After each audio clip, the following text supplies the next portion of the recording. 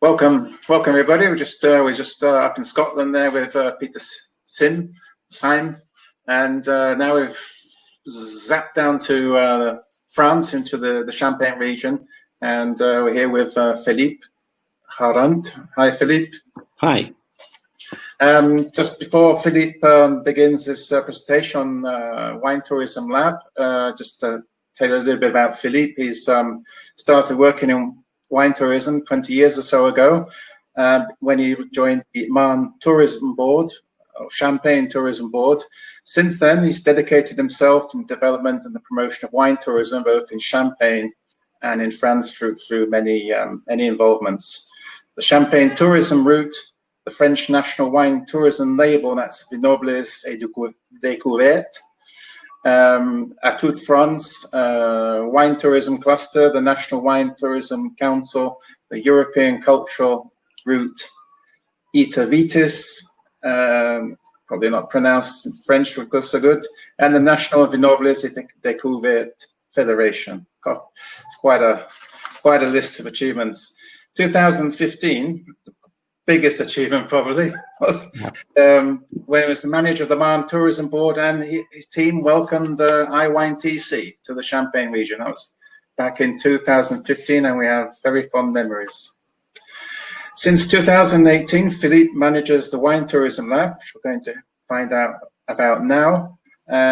It's the first lab dedicated to wine tourism in France, and one of the few members of the France Tourism Lab network.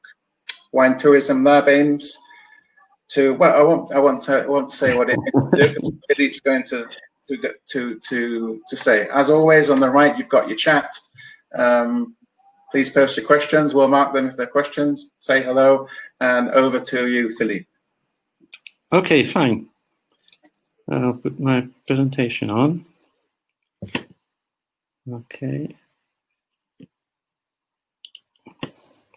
That's it.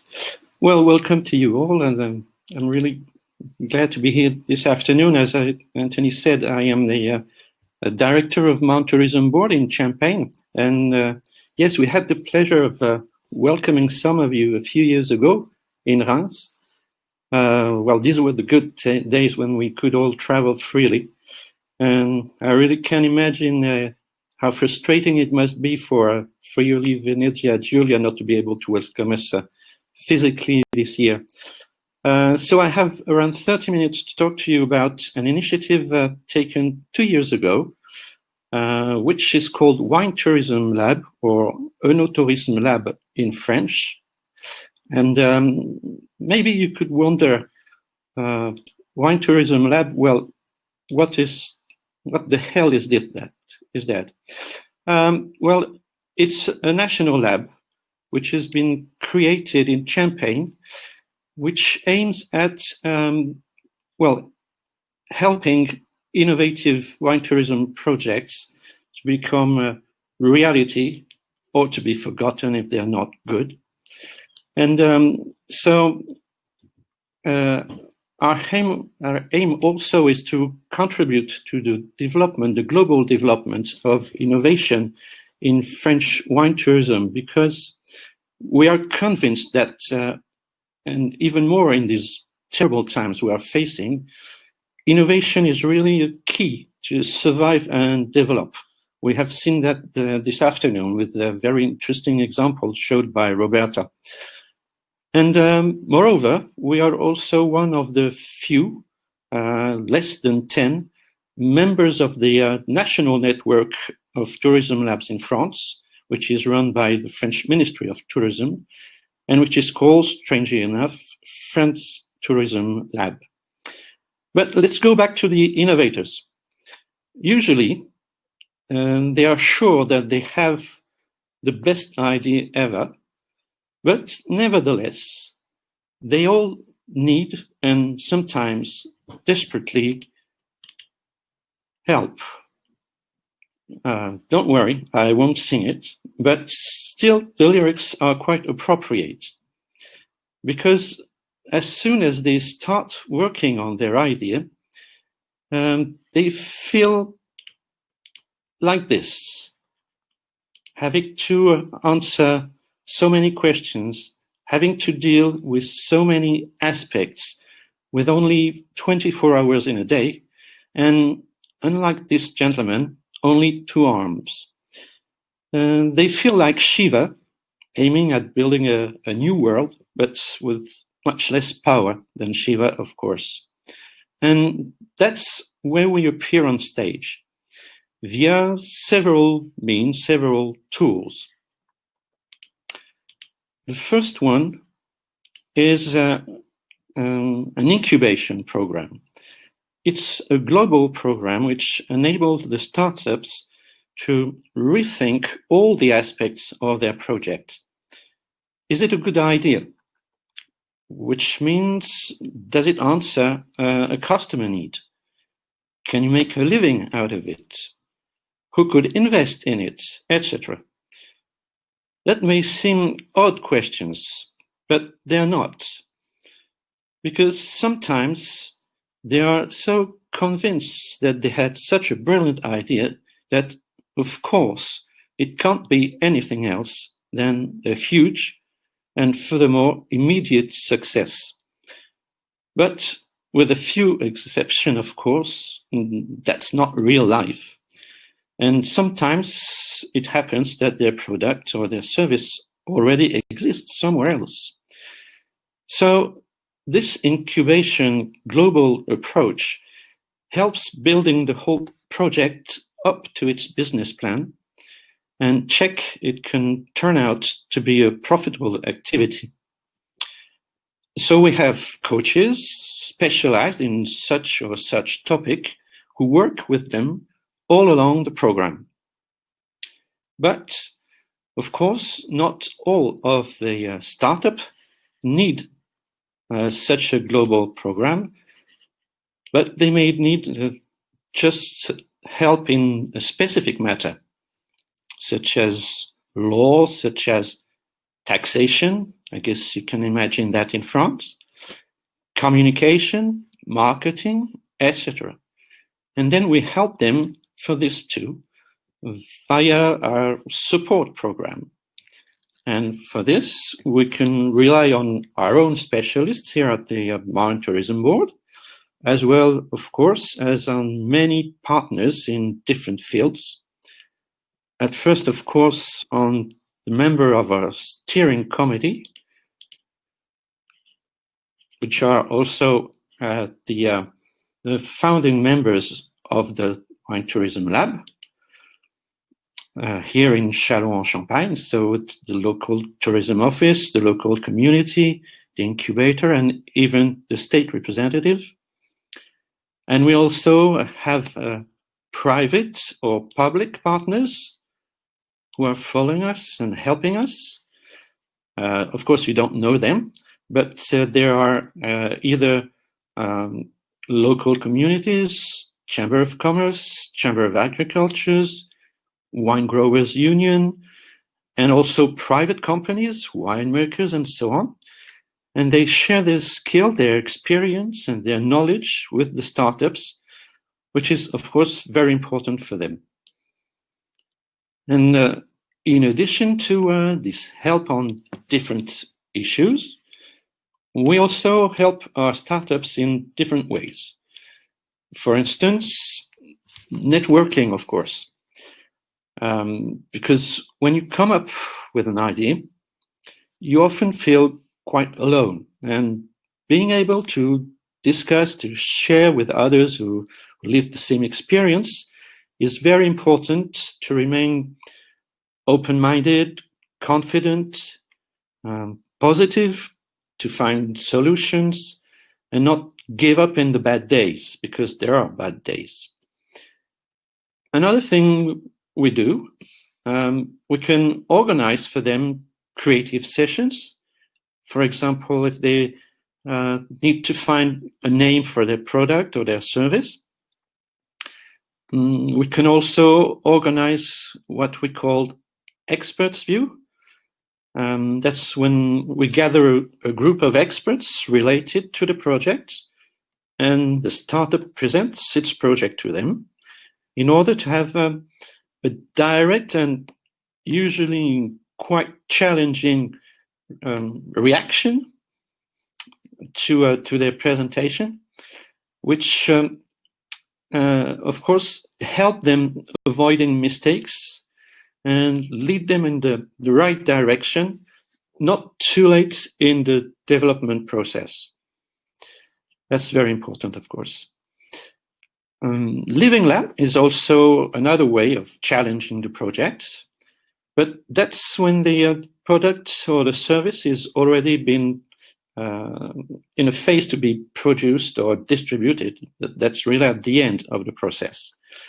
Then we can have this product or this service tested on a certain period of time on its future target, and the startup can see the true reaction of its future users or clients and make the last corrections if needed.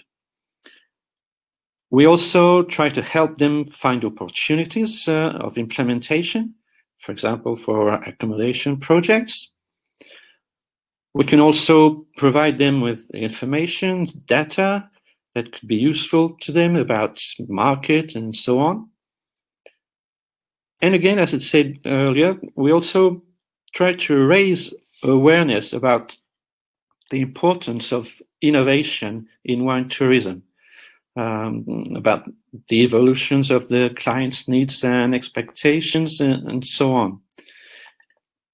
This awareness rising is aims at having this little music of wine tourism more and more in the air to help our startup find either financial support or clients by legitimizing the reliability of wine tourism activities. And that's also important.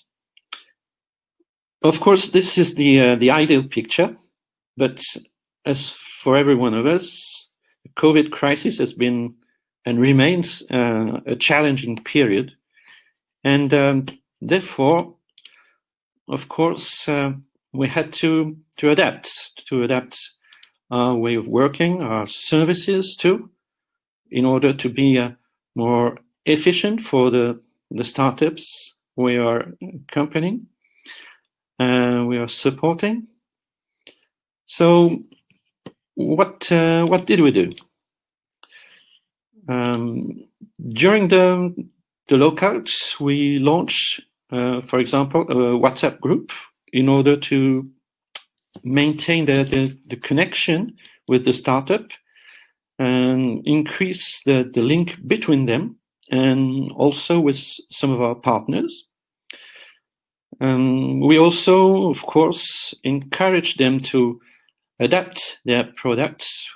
We've been talking about this earlier on and yesterday also. Encourage them to adapt their service or to create new ones. For example, these two startups, Kenzie and Yoga and Wine, they both transform their activities into virtual ones, proposing live wine tasting sessions for Kenzie and live yoga and wine tasting sessions for Yoga and Wine. And it turned out to be successful. It helped them partly change their service, find, of course, new clients, reach a different audience, and keep their business going. What I mean is that it's not a matter of just transferring live experience to virtual. It's also led them to change the experience they proposed, and that is important. Another example I would like to share with you is PopMe. PopMe creates and, of course, sells augmented reality communication campaigns.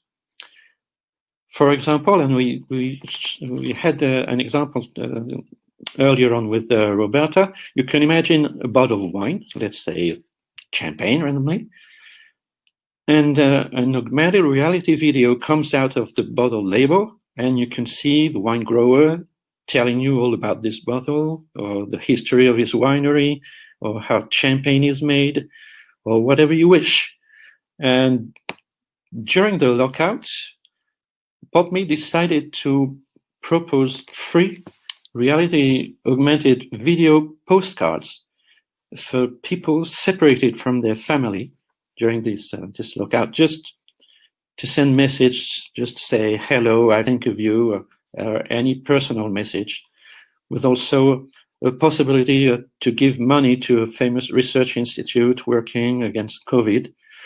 And the link is still available. I will copy it in the chat later on at the end of the presentation, so you can try it, and you will see a badly made card. I shoot it myself, so it's poor quality, but you can see how it works.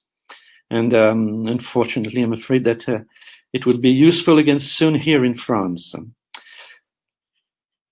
Of course, others, we also organized or participate in webinars, talk about innovation, and also to give more visibility to some of our startups, either at a local or at a national level.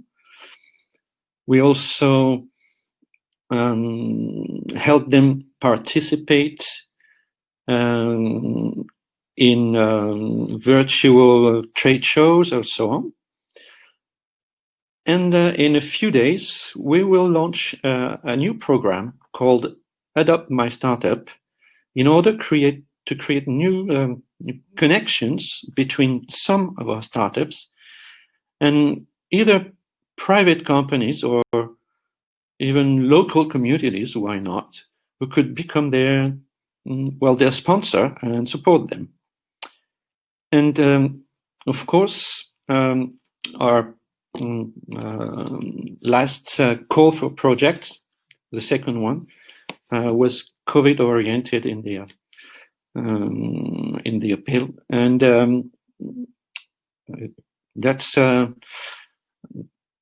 for us obvious that we have now to be oriented this way and take into account all this sanitary paradigm. So after 2 years of existence, what the first results we can share? The first one, which is the most important for us, is the satisfaction of our startups about our support programs. That's what they tell us, and for some of them comparing with other labs they've known. So, well, it's always good to hear. The second one is the implementation rate. Almost 2/3 of our startups are either in activity or in implementation process, which means that they succeeded in transforming their idea, their concept, into a possible activity. And the third one is the number of projects who apply to our second call for projects, which is 30.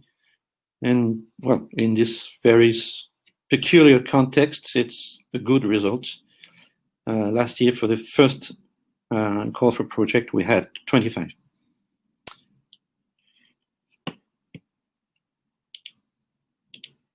To follow and to go to an end, I wanted to present to you a concrete example to illustrate how it can work.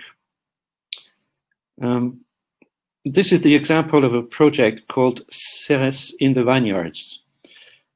Ceres is the Latin goddess of agriculture, harvest, and fertility. And this startup is run by a marketing professional, and he decided to propose a global solution for wine growers, including 3 steps. at first coaching for the creation of sustainable and experiential wine tourism offers. Secondly, marketing services to help selling these new offers via their website, social media, PR, and so on. And added to this, a possibility of renting or buying original and sustainable accommodations, for example, via recycled containers. And so, what was our work with them? At first, of course, we selected them in our first call for project.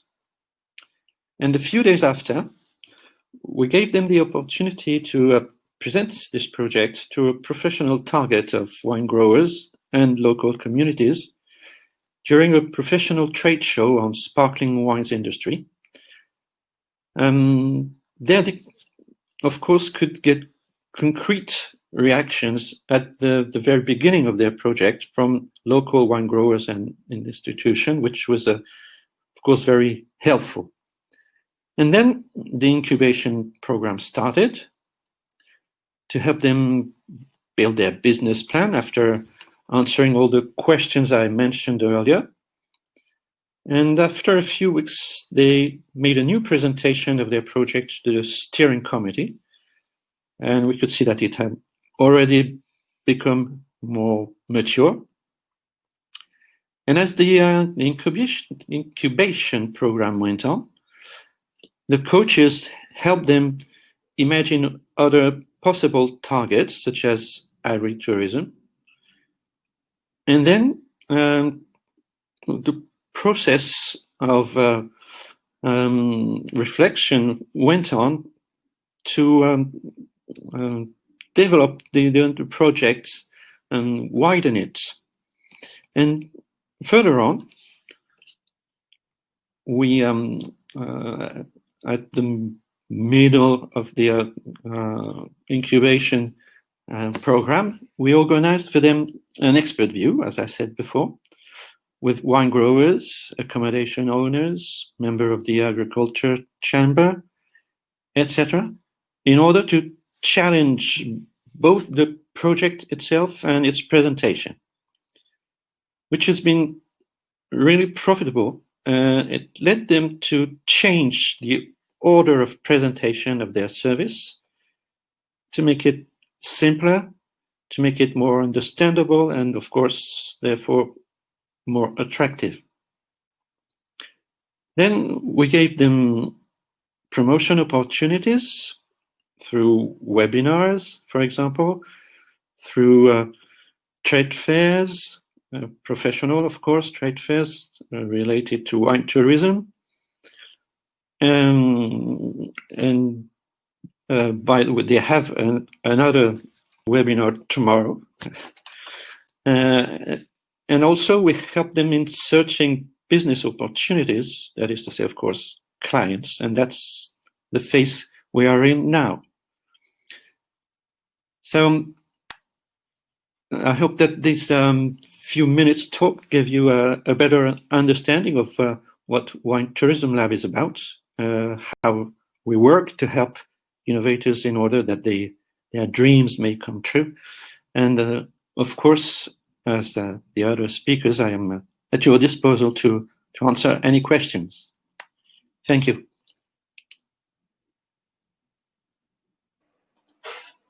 Okay, great. So we do have some questions. Do you want me to read them out, or would you like to? Get to the chat. Okay. So, in French. No, we don't have any link yet with Italy, but we would be glad to. Because it's always interesting to share experience with other wine regions and other countries. So if you had any contact to give me, it will be, I'd be glad to. I'll just take the time to share the the PopMe link.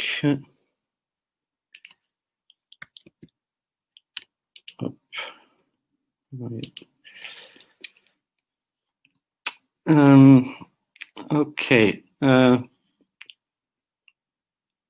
How can someone become a member? Is it free? So we have a selection process through call for projects, and then if you're selected through this way, you can either follow the incubation program or the support program without incubation, and then it's free.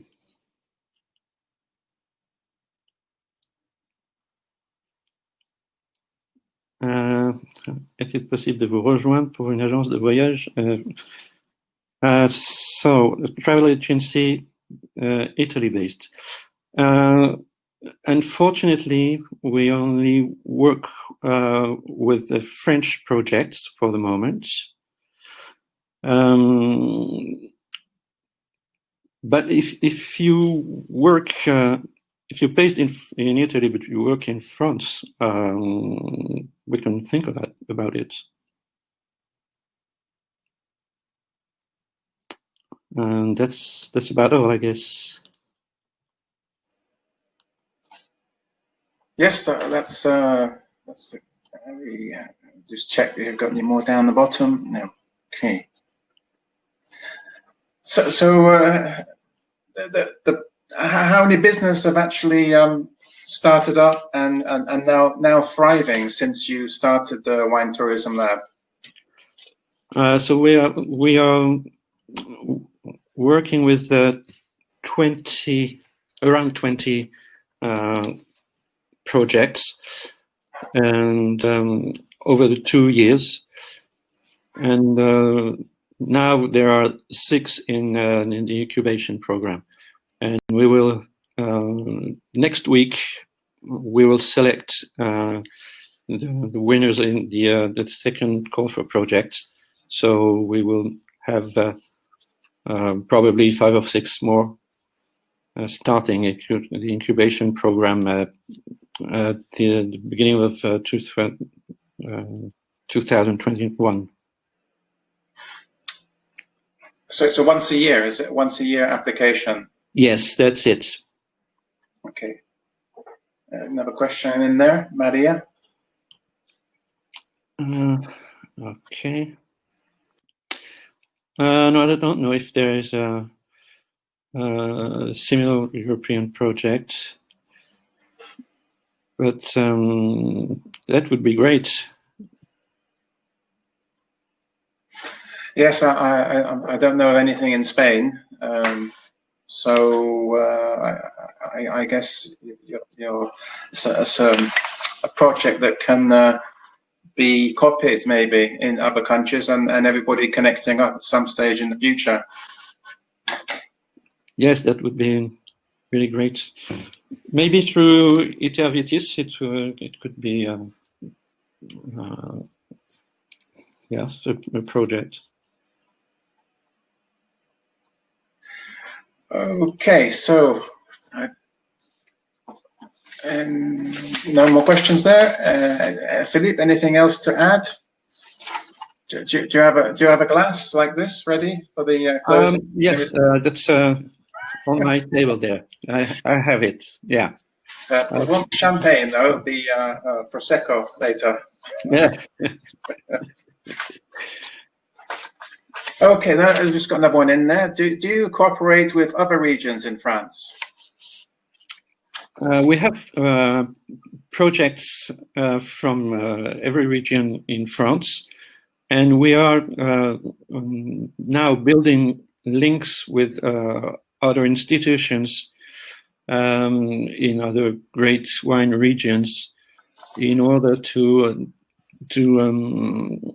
be present, have physical representatives in other wine regions. Yes, that's in the process.